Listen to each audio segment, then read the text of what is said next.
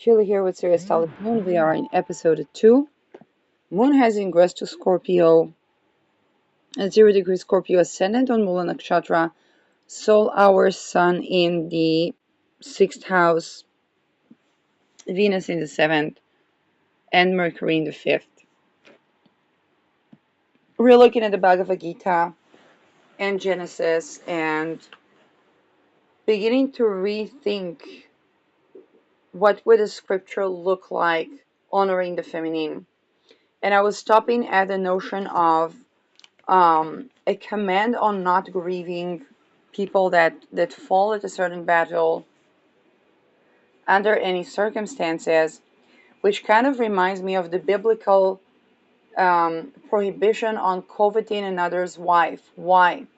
Because this is a prohibition on emotion.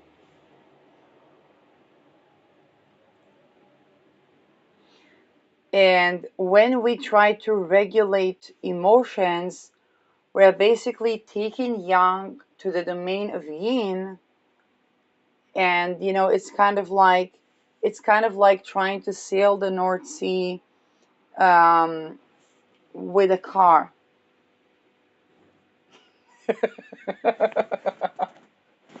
And then fear the feminine.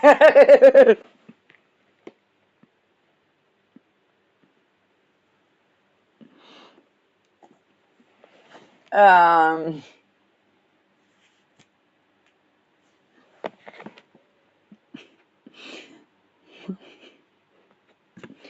if, for example, if the practice of occultistic rape is practiced within the scriptures that dishonor the feminine as incantations and mantras, then looking at the scripture and basing our occultistic practice on something that honors the feminine is the antidote. Legislation is good, but those that practice these practices are not accountable. They're not checked by the law in the usual form that people think.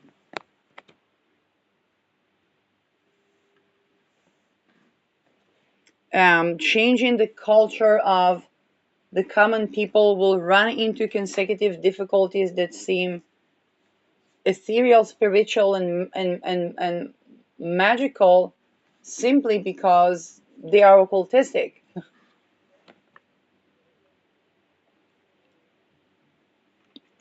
If I think about the failure of Frantz Fanon, and Frantz Fanon failed at where he was justifying a man rape by colonialism. Like, oh, that man was so oppressed that he raped a woman. No, no.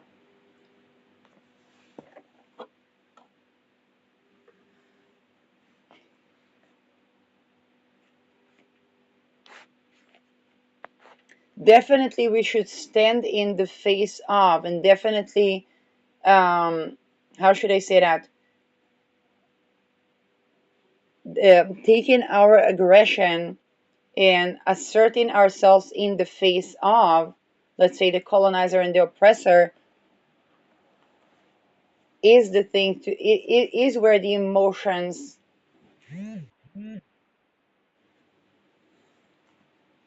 um, raping the innocent is being a part of the colonizers.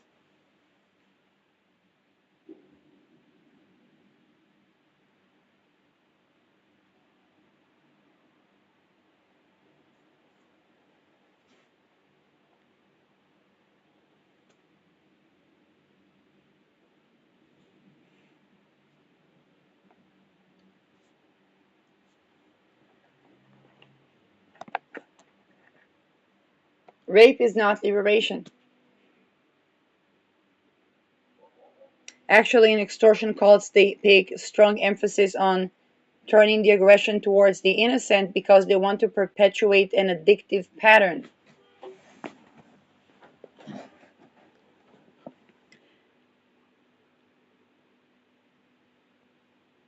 Um,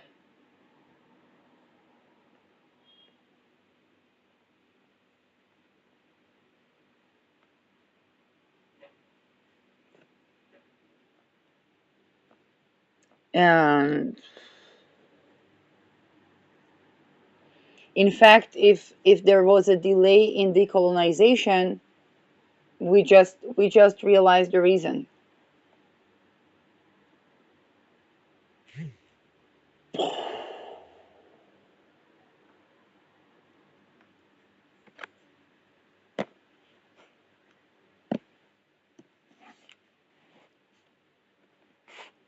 Now,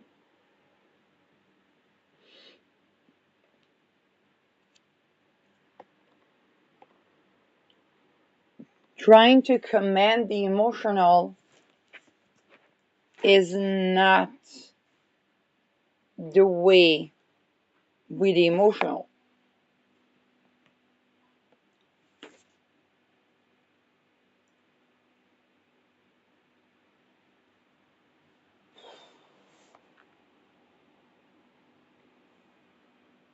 In fact, one of the things that I remember from 2007, that there was an attempt to assume my feelings and try to tell me what to feel. And it was not done. I don't think it came from a malevolent point of view. It just came from um, an ignorant of emotional intelligence point of view. And I was also ignorant of emotional intelligence. I just found that to be impossible. And um, and so, and then I would learn about emotional intelligence, which was connecting to aligning the community and the individual, and also socialism and capitalism in a way, which shows us where that ritual that dynamic was subjected to came from.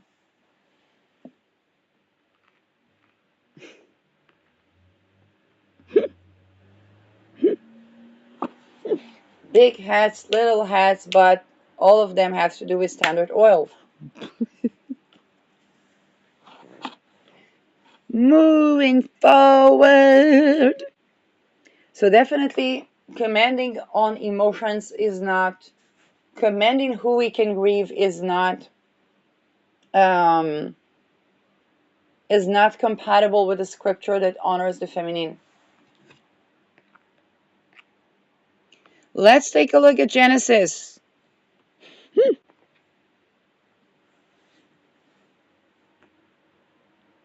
In the beginning, when God created the heavens and earth, the earth was formless, void, darkness covered by the face of deep. This would be yin, while the wind from God swept over the face of the waters. The wind would be yang. God would be a balanced yin and yang.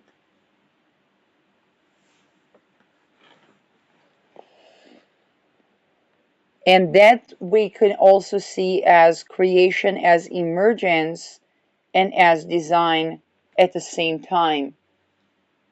This is actually this is actually my thesis. Chapter one. It is. So some things take time.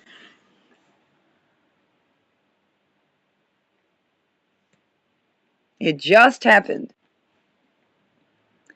Um, then God said, "Let there be light," and there was light. This is a command.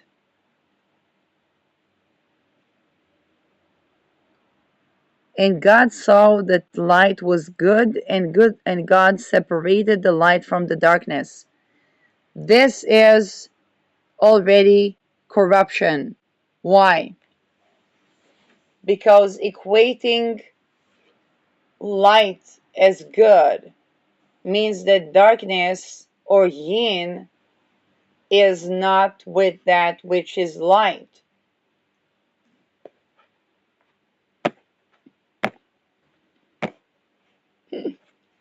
Essentially, you're saying that the God of the Bible was the demigod. Well, first of all, by now I'm not the only one saying that, but That demigod or not, it's kind of like that's not something that brings health, wealth, well-being, love that is actually loving, sensuality that is actually sensual and sustains.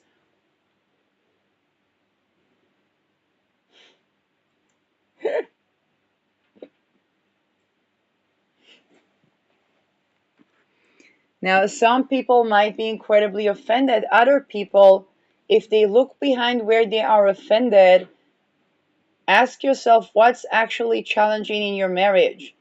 When you go to bed with your missy or your husband, where,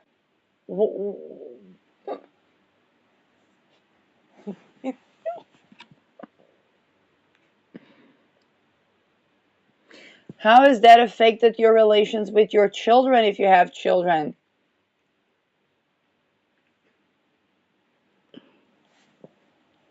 So, what would I write there?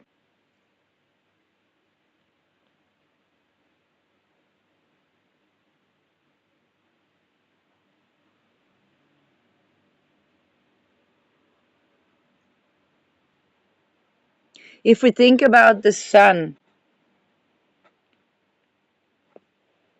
as the main source of light in the galaxy, in the current galaxy, or in galaxies in general,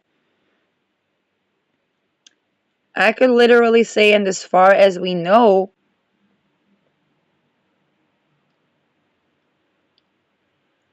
upon day we saw light, and upon night we saw the luminary of the night. And this is where they say God called light day, and the darkness he called night. And there was evening and there was morning the first day. So again, we have a division of time that is soul based. Now, of course, the Bible does have a lunar year,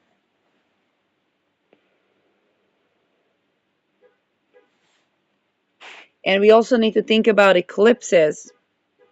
Was that moment of creation an eclipse?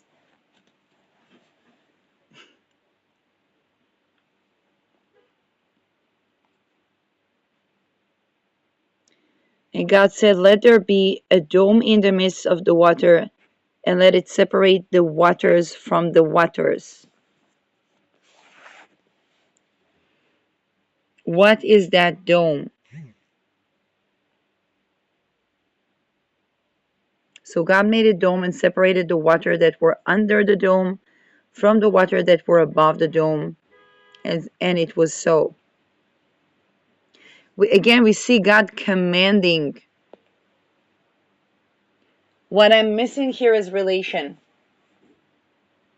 We do not, we can, maybe we can command the wind, but if we command the water, think about it. If you try to command your wife, what would happen? There, you know the story between the Japanese and the Chinese wife. One of them would be, always cursing, always this, always that, but making sure that the husband ate breakfast and so on and so forth. The other one would be, they call it plenty of BJs and plenty of yes and yes and yes, and then but when the guy is old, then throwing him with the wheelchair and saying sayonara. So when you command a wife, either you are dismissed or you are discarded. That's the result of commanding the feminine.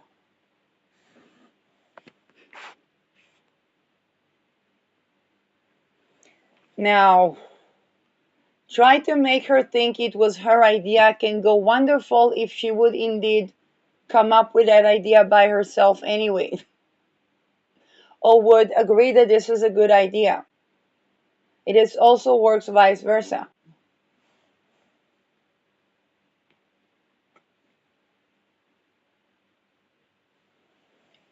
Nothing sabotages a good relations like mind control.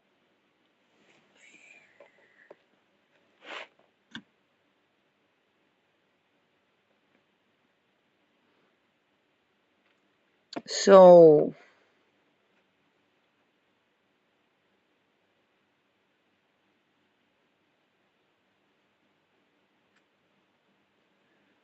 um, what was separating the waters from the waters? God called the dome sky, and there was evening, and there was morning the second day.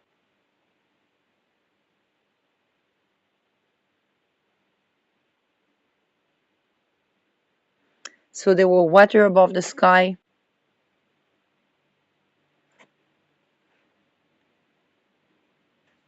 Interesting.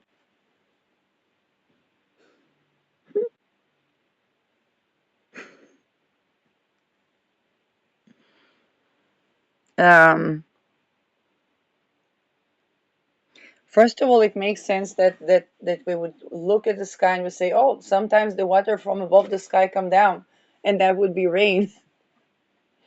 And it also tells us that we were observing nature and telling a tale about it, and we say, "Oh, God probably commanded everything, and then He ordered the water from above to go down, and He made a dome, and that dome was the sky." So sometimes we would have water from above coming down, but in between that dome was kind of like the sky that would be separating the water, and it kind of looks very scientific, reasonable explanation for rain if we look at it from a child's point of view.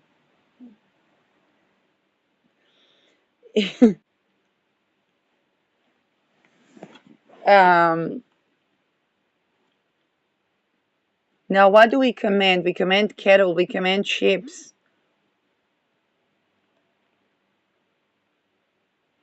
and it looks like this scripture was written for sheeple. Now, the depiction of Jesus as a shepherd and the people as the sheep following the shepherd looks romantic and um,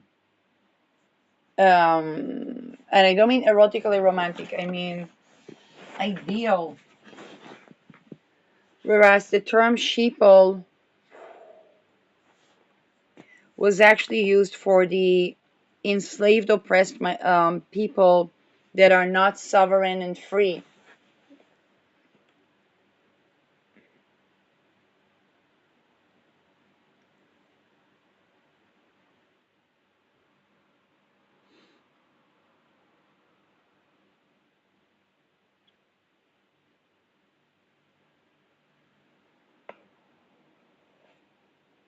Um,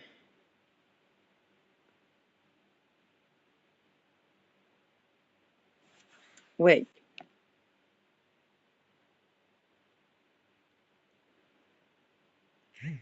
And God said, "Let the waters under the sky be gathered together onto one place, and let the dry land appear."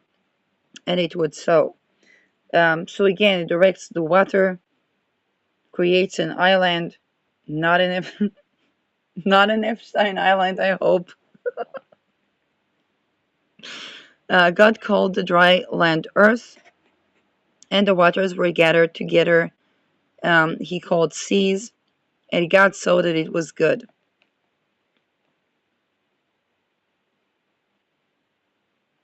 Very interesting phrasing. As a linguist, it makes me wonder about the intonation. He saw that it was good. He saw that he called it, and he saw that it was good. Um, Very, like, it's something that is very it's something that I'm not used to hearing. It's kind of like interesting, probably what kind of tribe or what kind of population. Um, when you think, like, it's almost like a jargon, or it's kind of like their version of "oh well" and Then God said, let the earth put forth vegetation, plant yielding seeds, and fruit trees of every kind on earth bear fruit with the seed in it. And it was so. Um, first of all, that's something to actually restore from Genesis.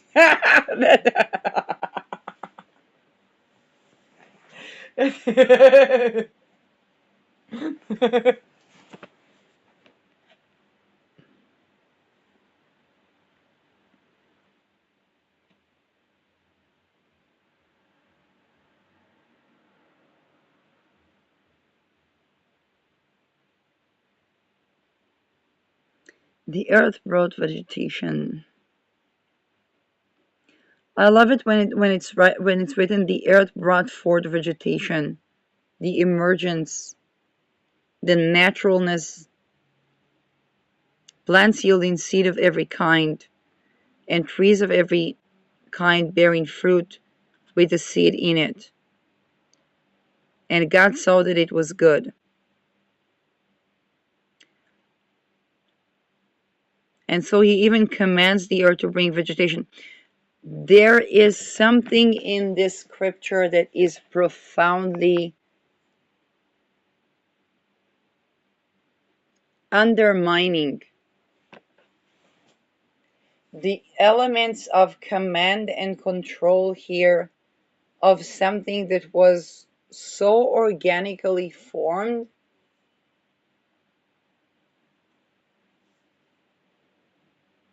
is beyond artificial. And this is at the root of a lot of control dynamics, patriarchal dynamics, where it's kind of like the cup is there, and I tell the person, God saw that God brought this cup, and God saw that it was good. The cup was there.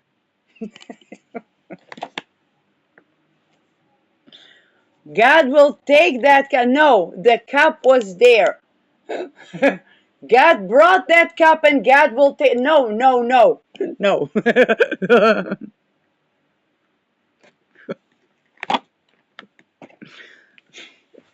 And then almost the only way to try to rebuttal that God is, I am God, I put that cup there. And I said, no, you are the demiurge. You are the demiurge.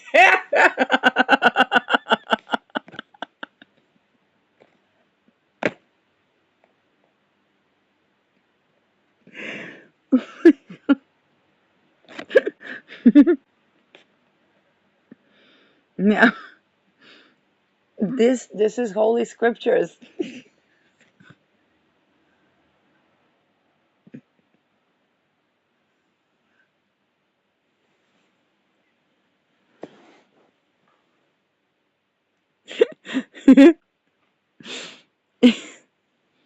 We were trying to base one world religion on that several millennia ago.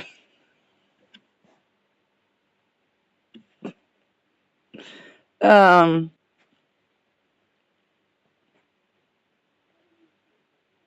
Separating the water from the water. Yeah, and there was evening and there was morning the third day. And God said, let there be lights in the dome of the sky, separate the day from night, and let them be for signs and for seasons and for days and for years. So this is where the day and night are kind of extended to um, dictating time with the seasons or omens for the seasons. And let there be lights in the dome of the sky to give. This is about the point where, as an editor, I look at the text and I say, is this an editing mission? Because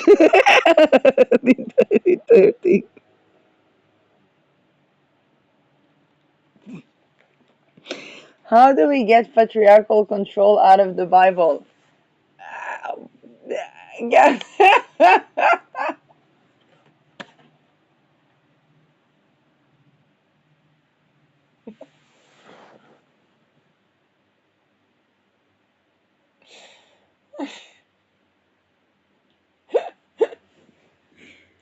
that's very difficult to edit. Like with the Bhagavad Gita, I could tell you, okay, here are the settings, or here are the things that need to be changed, and so on and so forth.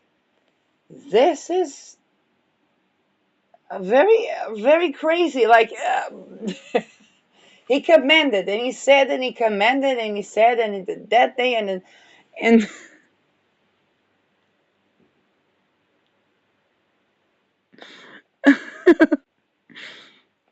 I actually never noticed that up until this point.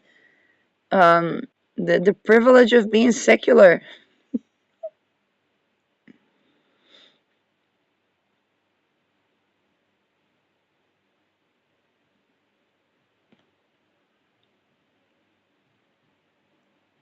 Let them be lights in the dome of the sky upon the earth.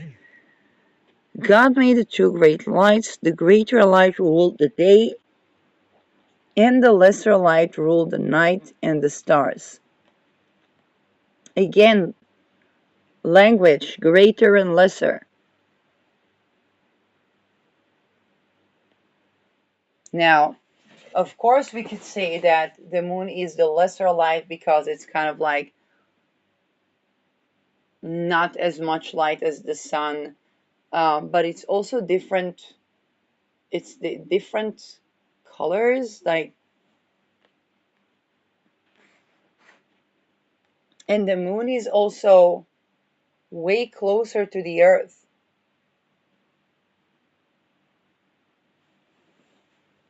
So the choice of words there.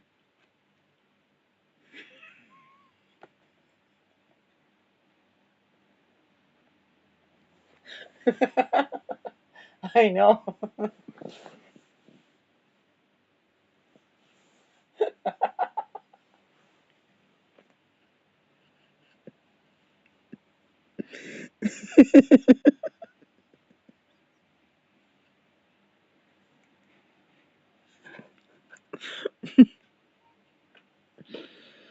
People are like, oh, people have feelings for this book. They talk about the choice of don't rape children. Oh my God. Or anyone. um,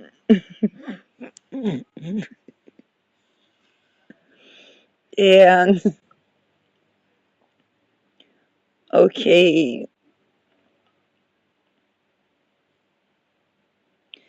then God made, then we had the fourth day probably.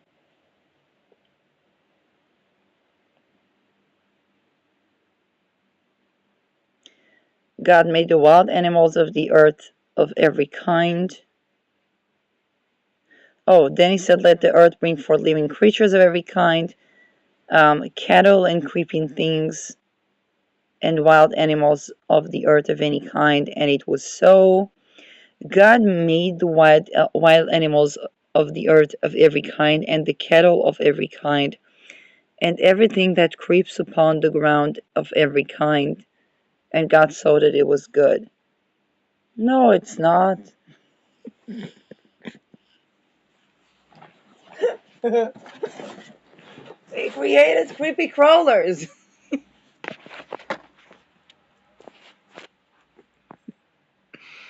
Um, then God said, let us make humankind in our image. Um, I love the word in our image, which is already normal. According to our likeness, and let them have dominion over the fish of the sea, and over the birds of the air, and over the cattle, and over the wild animals of the earth, and over the creeping things that creep upon this earth. No, they don't.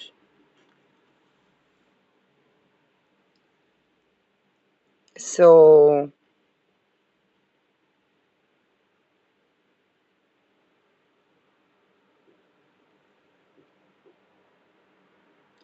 so God created humankind in His image. Again, we have discrepancy in our image, and we have in His image. Um, so when we think about our, it's not my, it's not his, it's not her, it's our, which basically means that God could even be a they.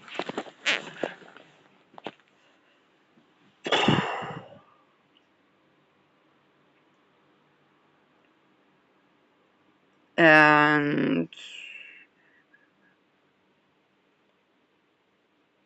there was evening and there was morning, the fifth day, and God said, let the earth bring forth living creatures of every kind. Then God said,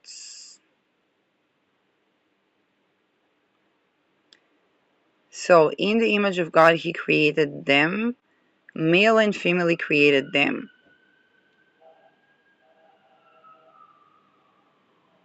So in his image is male and female. There's just no, either God was a two-spirit of some sort, or it was kind of like unifying. If I think about, Shiva and Shakti,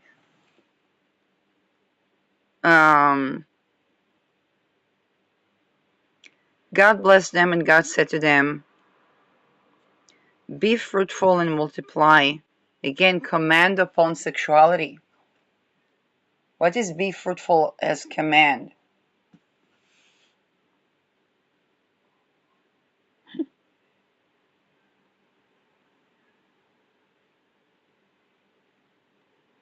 And fill the earth and subdue it. Why? And have dominion over the. Again, he's power tripping them.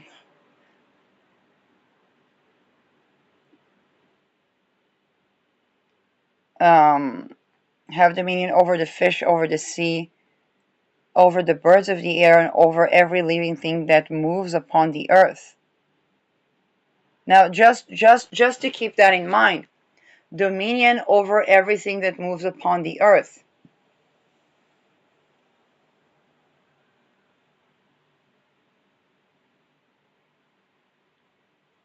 That God was ritualistically violated with this strife.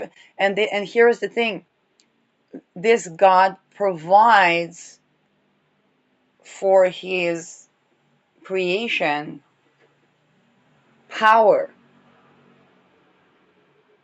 What he has to give them is power over, the power to subdue, the command to multiply,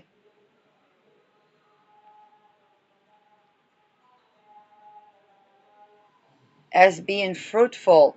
So if they don't multiply, they are not fruitful. And yet when they eat that apple that's supposed to aid with that, they're cast away from like the amount of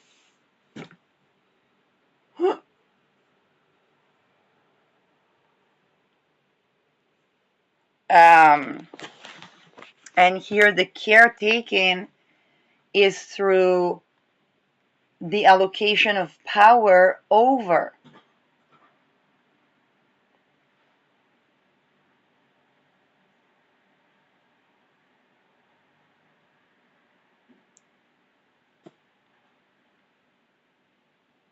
It's kind of like if you think about the cult leader, what does he have to give to promote people? And this is the power over the people lower up the rank.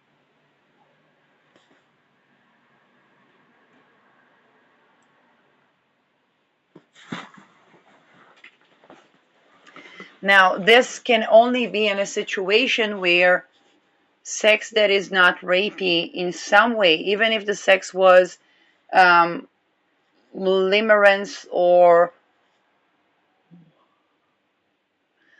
even if it's kind of like if the sex was not rape, then there was a camera there, which turned it into rape because and only in that culture can this type of power exists.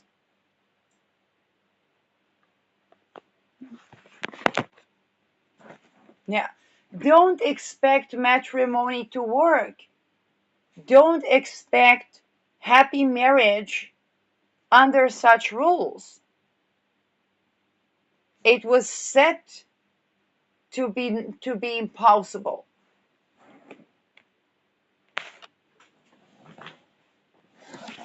For men and women. How to edit that? I don't know. I'll have to admit it. Like I'll have to really. It's writing that entire creation story in you. And you know what? That's a good working exercise. Think about nourished yin, nourished yang, nourished feminine, honoring masculine. How would you write the story of creation?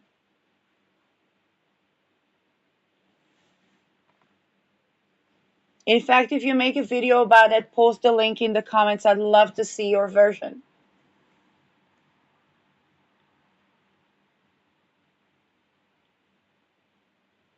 I'm getting literally exhausted reading this.